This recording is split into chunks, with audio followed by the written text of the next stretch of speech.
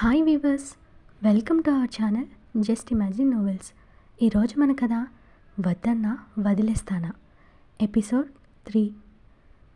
ఆమె వాయిస్కి స్నేహ ఇరిటేటింగ్గా ఫీల్ అవుతూ, అబ్బా అలా అరవకత్తా, అరిచినంత మాత్రాన నిజం అబద్ధం అవ్వదు.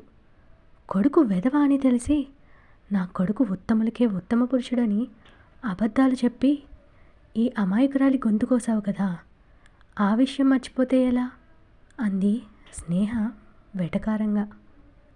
స్నేహ మాటలకి, అమ్మ స్నేహ గొడవద్దు, నువ్వు సైలెంట్గా ఉండు ప్లీజ్ అని రిక్వెస్ట్ చేసింది సురేఖ టెన్షన్ పడుతూ. స్నేహని ఏమనలేక కోపంగా తన రూమ్లోకి వెళ్ళిపోయింది భవానీ.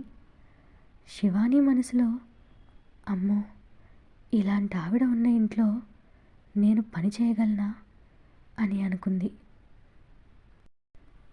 స్నేహ అప్పుడే శివానీని వాళ్ళని గమనించి, ఎవరక్క తిను అని అడిగింది స్నేహ. మన బబ్లూకి సన్నీకి ట్యూషన్ చెప్పడానికి వచ్చిన టీచర్. ఈమెని బాబాయే రప్పించారు. ఈమె పేరు శివాని, ఈ బాబు టీచర్ గారి కొడుకే అని ఇద్దరి గురించి స్నేహతో చెప్పింది సురేఖ. స్నేహ స్మైల్తో, హాయ్ నా పేరు స్నేహ, ఈ ఇంటికి చిన్న ఆడపడుచుని, ఈవిడ మా అక్క అని నవ్వుతూ పరిచయం చేసుకున్నది స్నేహ. టీచర్ ఏమీ అనుకోకండి, మా అత్తయ్యకి నోటి దురద కాస్త ఎక్కువ అని చెప్పి నవ్వింది స్నేహ. తరువాత బన్నీని చూసి, అరే భలే క్యూట్గా ఉన్నావురా, క్యూట్గా అని ఎక్సైట్ అవుతూ వాడి బుగ్గలు లాగింది స్నేహ.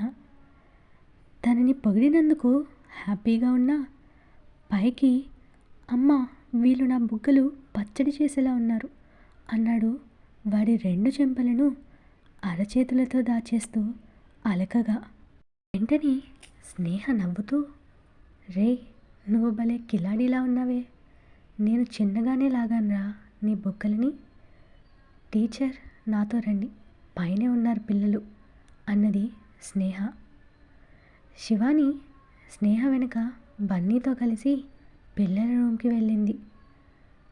బుక్స్ కింద పడేసి టీవీలో కార్టూన్స్ చూస్తున్న పిల్లలు స్నేహని చూసి టీవీ ఆఫ్ చేసి, పిన్ని ఎవరీవిడా, ఈ బుడంకాయ ఎవరు అన్నాడు డౌట్గా 6 years ఉన్న బబ్లు. రే అంది స్నేహ చిరుకోపంగా వాడి మాటలకి. బబ్లు నవ్వుతూ సారీ అన్నాడు క్యూట్గా. ఈ మేడం పేరు శివాని, మీకు కొత్త టీచర్. ఈ అబ్బాయి బన్నీ, మేడంకి కొడుకు. మీతో పాటు తను కూడా చదువుకుంటాడు. తనని మీ ఫ్రెండ్లా చేసుకోవచ్చు కూడా, ఎంత క్యూట్గా ఉన్నాడో చూడండి అంది స్నేహ వాళ్ళని పరిచయం చేస్తూ. శివాని గారు, వీళ్ళు మా అక్కని చూశారు కదా, తన పిల్లలే, వీడి పేరు బబ్లు, ఇంకా తిను సన్నీ అని పిల్లలని పరిచయం చేసింది స్నేహ. శివాని ఆప్యాయంగా పిల్లల తల నిమిరింది. కానీ బబ్లూకి స్నేహ అలా బన్నీని క్యూట్ అనగానే జెలస్ కలిగింది. సన్నీ మాత్రం బన్నీని చూసి క్యూట్గా స్మైల్ ఇచ్చింది. బన్నీ కూడా సన్నీని చూసి నవ్వి తన పాకెట్ నుండి టోఫీ తీసి సన్నీకి ఇచ్చాడు బన్నీ. ఆ చాక్లెట్ టోఫీ తీసుకుని హ్యాపీగా నోట్లో వేసుకున్న సన్నీ వెంటనే ఫ్రెండ్స్ అని చేయి చాపింది బన్నీ ముందుకు. బన్నీ కూడా హ్యాపీగా ఫీల్ అయి పర్మిషన్ కోసం తల్లిని చూడగా ఆమె చిరునవ్వుతో ఓకే అని తల ఊపింది. ఒకరికొకరు హ్యాండ్షేక్ ఇచ్చుకున్న తర్వాత పిల్లలిద్దరినీ చూస్తున్న స్నేహ సంతోషంగా, శివాని గారు వాళ్ళకి ఇప్పటిదాకా మంచి ఫ్రెండ్స్ కూడా లేక చాలా లోన్లీగా ఫీల్ అవుతూ వచ్చారు. ఇక బన్నీతో వాళ్ళకి ఆ లోటు కూడా తీరిపోయింది అంది స్నేహ. బట్ బబ్లు మాత్రం ఈ పిన్నేంటి నా ఒపీనియన్తో పని లేకుండా వాడిని నా ఫ్రెండ్ అంటుంది, ఇంత చిన్న ఈ బుడంకాయగాడు నాకు ఫ్రెండ్ ఏంటి, నాన్సెన్స్ అనుకున్నాడు బన్నీ పొగరుగా. స్నేహ కాసేపటికి అక్కడి నుండి వెళ్ళిపోయింది. శివాని దూరంగా ఉన్న బబ్లుని చూసి ఇలా రా బాబు అని చిరునవ్వుతో పిలిచింది. శివాని పిలవడంతో అయిష్టంగానే దగ్గరికి వెళ్ళాడు బబ్లు.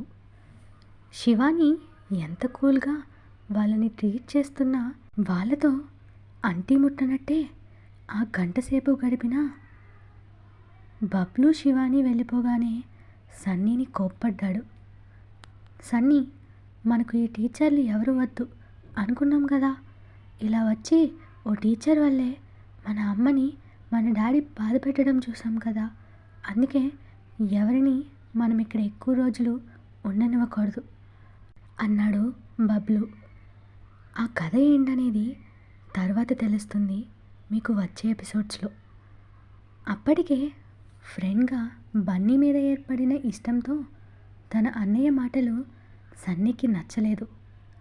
కానీ పైకి మాత్రం సరే అన్నయ్య అని తల ఊపింది సన్నీ.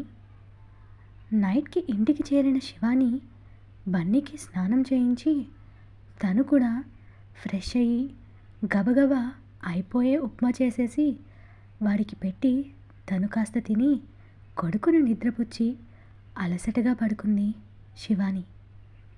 గెస్ట్ హౌస్లో మందు తాగుతున్న రుద్రని ఆపుతూ, రే ఇక తాగింది చాలు, ఇప్పటికే చాలా ఎక్కువైంది నీకు అన్నాడు ప్రదీప్. కానీ రుద్ర మాత్రం రే నన్ను ఆపకురా అంటూ బాటిల్ కూడా ఫినిష్ చేసి, నా ఆనందం ఈ బీర్లోనే ఉంది, 4 ఏళ్ళుగా నాలో ఈ బాధ తీరడం లేదురా, ఏం చేస్తే నాకు ఈ బాధ పోతుందిరా అని బాధగా అడిగాడు రుద్ర. రుద్ర బాధను చూసి, రుద్ర నా మాటలు నీకు కోపం తెప్పించినా నీ మంచి కోసమే చెప్తున్నాను, నువ్వు పాస్ట్ మర్చిపోయి మీ వాళ్ళతో ఇప్పటికైనా కలిసి ఉండరా, వాళ్ళు నీపై చూపించే ప్రేమతో అయినా నువ్వు నీ బాధని మర్చిపోతావు అని నచ్చచెప్పబోయాడు ప్రదీప్. దానికి రుద్ర కోపంగా చేతిలోని ఖాళీ బాటిల్ విసిరేసి, నేనిలా బాధపడడానికి కారణమైన వాళ్ళ మధ్యలోకి నన్ను పొమ్మంటున్నావా, జరిగిందంతా నీకు తెలుసు కదరా, నా సంతోషాలని నాకు దూరం చేసింది ఎవరో కూడా తెలుసు, అందరూ తమ పిల్లలు సంతోషంగా ఉంటే చాలనుకుంటారు, కానీ నా దురదృష్టం నా సంతోషం కంటే వాళ్ళ పంతమే ముఖ్యం అనుకుని నన్ను ఇలా చేశారు నువ్వంటున్నా నా అనేవాళ్ళు అని అసహనంగా అన్నాడు రుద్ర. నువ్వు జరిగిన దానిలో ఒకవైపు నుండే చూస్తున్నావేమో రుద్ర, మీ నాన్నకి నువ్వంటే ఎంత ఇష్టమో నీకు తెలియందా అన్నాడు ప్రదీప్ మరోసారి నచ్చ చెప్పడానికి చూస్తూ. రే ప్రదీప్ ఇక ఆపే, నాకు ఆయన గాలిని తలుచుకోవడం కూడా ఇష్టం లేదు, నేను నిన్ను ఇక్కడికి రమ్మన్నది మందు వేసి ఆ మత్తులో అన్నీ మర్చిపోవడానికి, అంతేకాని జరిగింది గుర్తు చేసి నా గుండె మంచమని కాదు, ఆ టాపిక్ కోసం అయితే ఇక్కడి నుండి నువ్వు దొబ్బే అన్నాడు కోపంగా రుద్ర. సరే సారీ, ఓకే నీకు నచ్చిన మాటలు ఇక చెప్పంలే, పద లేట్ అయింది పడుకుందాం అన్నాడు ప్రదీప్.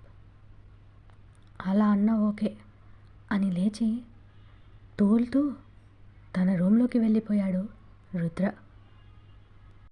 ఏవేవో జ్ఞాపకాలతో బాధపడుతూ ఎప్పటికో కలత నిద్రపోయాడు రుద్ర. ఆ రోజు సండే అని షాపింగ్ మాల్కి మీరా బన్నీతో వచ్చింది శివాని. బన్నీ కోసం డ్రెస్ చూస్తుంటే వాడు అక్కడ గేమ్స్ ఆడాలని గొడవ చేయడంతో మీరాతో వాడిని గేమ్ జోన్కి పంపించి తను మరో ఫ్లోర్కి వెళ్ళింది. తనకు కొన్ని పర్సనల్స్ వస్తువులు తీసుకోవాలని శివాని. పైకి వెళ్ళడానికి లిఫ్ట్ కోసం వెళ్ళిన శివాని లిఫ్ట్ ఓపెన్ కాగానే లోపల ఎవరు ఉన్నారు అని చూడకుండానే లోపలికి వెళ్ళింది. డోర్ క్లోజ్ అయిన తర్వాత క్యాజువల్గా పక్కకు చూసి షాక్ అయింది శివాని. ఫోన్ చూసుకుంటూ అక్కడున్న రుద్రని చూడగానే శివానికి చెమటలు పట్టేసి పానిక్ అయిపోసాగింది.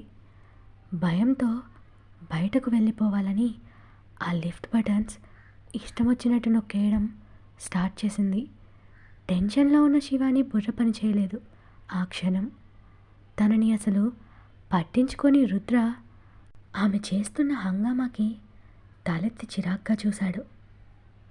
ఆమె చేస్తున్న తిక్క పనికి ఎక్కడ లిఫ్ట్ మధ్యలో స్ట్రక్ అవుతుందో అని తనని ఆపుదామని రుద్ర ఒక అడుగు తన వైపు వేయగానే అతను తనని ఏదో చేయడానికి వస్తున్నాడని అపోహతో ప్లీజ్ నన్నేం చేయకు, నన్ను వదిలే అని ఏడుస్తూ దండం పెట్టింది శివాని. ఆమె తనని చూసి భయపడడం, తనని ఏదో చేయడానికి చూస్తున్నట్టు బిహేవ్ చేస్తుంటే రుద్రకి కోపం వచ్చింది. ఏయ్ చుప్, నీకేమైనా పిచ్చా? ఎందుకు అలా కాకిలాడుస్తున్నావు? నిన్నేమైనా చేసే ఉద్దేశం నాకు లేదు. ఫస్ట్ ఆ నోరు ముయ్యి అని గట్టిగా గదిమాడు రుద్ర. శివానికి వచ్చిన డ్రీంలో తనను పాడు చేసిన మనిషి రుద్రే అని అతన్ని చూడగానే గుర్తుపట్టింది. ఆ భయం మనసులో పెట్టుకున్న తను అతని మాటలని నమ్మలేదు.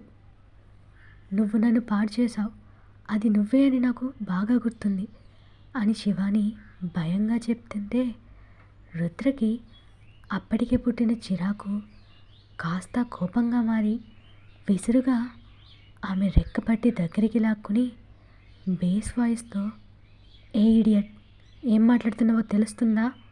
నీ మొహాన్ని చూడడం ఇదే ఫస్ట్ టైం. నిన్ను నేను రేప్ చేశానా? ఎప్పుడు ఎలా చేశాను అని ఒక రకంగా చూశాడు. శివానీలో ఉన్న భయం వల్ల రుద్ర మాటలు పట్టించుకోకుండా అలాగే అరుస్తూ గొడవ పడుతూ ఉండగా అప్పుడే లిఫ్ట్ ఆగి ఓపెన్ అయింది. బయటున్న జనాలకి రుద్ర చేతుల్లో శివాని ఉండడంతో పాటు తను గింజుకోవడం చూసి అతడు నిజంగానే శివానీని ఏదో చేయబోతాడు అని అపార్థం చేసుకున్నారు. అక్కడున్న వాళ్ళల్లో ఒక పెద్ద ఆయన కోపంగా, ఎవరయ్యా నువ్వు? ఆ పిల్లని ఏం చేస్తున్నావు? వదులు తనని అని కోపంగా అరవగానే అప్పటిదాకా ఆమె నోరు మూయించాలని చూస్తున్న రుద్ర అప్పుడు డోర్ వైపు చూసి టక్కున తనని వదిలేశాడు. అతను వదలడమే భాగ్యం అనుకున్న శివాని భయంతో జనాలని తోసుకుని పరుగున బయటకు వెళ్ళిపోయింది. అక్కడున్న వాళ్ళు రుద్రని తిడుతూ, చూడటానికి డీసెంట్గా ఉన్నావు, ఇలా చేయడానికి సిగ్గుగా లేదా? ఆడపిల్లల్ని పట్టపగలు కూడా స్వేచ్ఛగా తిరగనీయరా? ఇలాంటి పబ్లిక్ ప్లేస్లలో కూడా హెరాస్ చేస్తున్నారు. లేడీస్కి ఎక్కడా సేఫ్టీ లేకుండా పోతుంది మీలాంటి వాళ్ళ వల్ల అంటూ తిట్టడం మొదలెట్టారు. వాళ్ళ మాటలకి కోపం వచ్చిన రుద్ర విసుగ్గా, డిస్గస్టింగ్, చూడండి, నిజం తెలియకుండా మాట్లాడొద్దు.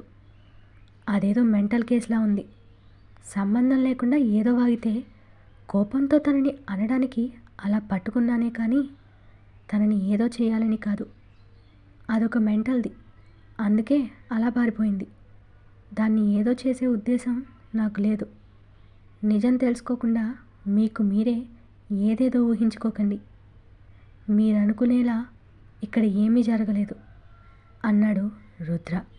రుద్ర మాటలు విన్న తర్వాత కూడా నువ్వు చెప్పేది నిజమని మేము నమ్మేయాలా? తను భయపడి పారిపోతే తనకి పిచ్చా? ఆ అమ్మాయి చూడడానికి చక్కగా ఉంటే మెంటల్ అంటున్నావు?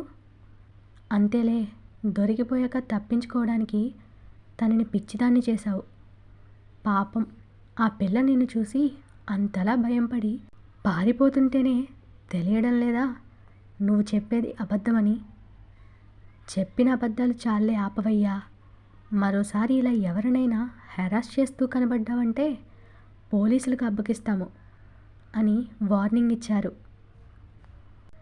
అతని మాటలకి మీ కర్మ ఏదైనా అనుకోండి అని చిరాగ్గా 2 అడుగులు వేసి పాకెట్లో చూసుకున్న రుద్రకి తన వాలెట్ ఉండదు. శివానీనే ఈ నాన్సెన్స్ క్రియేట్ చేసి తెలివిగా తన పర్స్ కొట్టేసింది. తనకు దొంగ అనే ఒపీనియన్కి వచ్చేశాడు రుద్ర. కానీ అక్కడ గొడవ జరుగుతుండగా ఎవడో దొంగ ఎవరూ చూడకుండా రుద్ర పర్స్ కొట్టేసి ఎస్కేప్ అయిపోయాడు. శివాని ఏమీ కొనకుండానే మీరా వాళ్ళ దగ్గరకు వచ్చేసింది. ఖాళీ చేతులతో వచ్చిన శివానీని చూసి, ఏంటే ఏదో కావాలని వెళ్ళావు, కొనకుండానే వచ్చేసావా అని అడిగింది మీరా. కానీ శివాని భయంగా వెనక్కి తిరిగి చూస్తూ, నాకు కావాల్సినవి అక్కడ దొరకలేదులే, మనం వెళ్దాం పదండి అంటూ తొందర చేసి బన్నీని ఎత్తుకుని పరుగులాంటి నడకతో బయటకు వెళ్ళింది శివాని. మీరా కూడా తన వెనకే వస్తూ, ఏంటే ఆ తొందర, ఎవరో వెనక నుండి తరుముతున్నట్టు ఆ పరుగు, ఆగు నేను కూడా వస్తున్నా అంది మీరా. నా పాలిట నిజంగానే యముడు లాంటి వాడు తగిలాడు. వాడు ఎక్కడ నా వెనకే వస్తాడో అని నా భయం. అందుకే ఈ పరుగు, నీకు చెప్పినా నమ్మవు అని మనసులో అనుకుని బయట ఆటోని పిలిచి గబగబా ఆ ఆటో ఎక్కింది శివాని. మీరా మాత్రం మనసులో, ఈరోజు దీనికి ఏదో అయింది, పిచ్చి కుక్క తరుముతున్నట్టు ఈ పరుగులేంటో, ఇంటి దగ్గర ఏదో పెట్టి మర్చిపోయినట్టు పరిగెడుతుంది అని తిట్టుకుంటూ తన వెనకే వచ్చి ఆటో ఎక్కింది మీరా కూడా.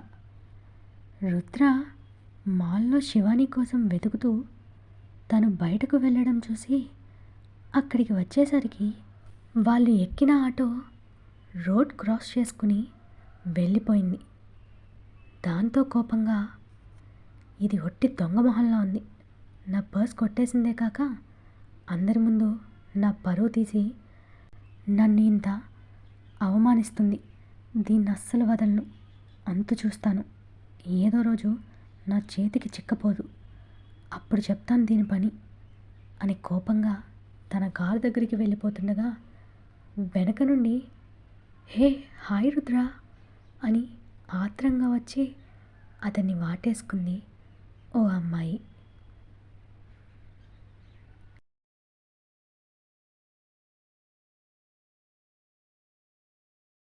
Next episode promo.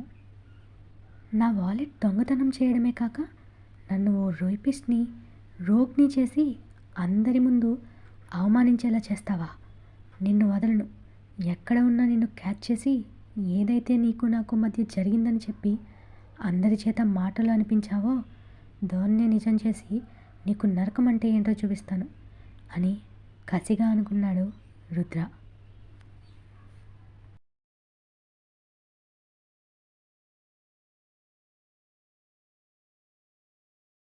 మీకు ఈ స్టోరీ నచ్చినట్టయితే స్టోరీని లైక్ చేసి కమెంట్ చేయండి. అలానే ఇలాంటి స్టోరీలు ఇష్టపడే వాళ్ళకి ఈ వీడియోని షేర్ చేయండి. ఈ స్టోరీ వినాలి అనుకుంటే సబ్స్క్రైబ్ చేసుకుని బెల్ ఆప్షన్పై క్లిక్ చేసి ఆల్ అనే ఆప్షన్ని ఎంచుకోండి. అప్పుడే మీకు నేనిచ్చే ప్రతి అప్డేట్ టైంకి చేరుతుంది.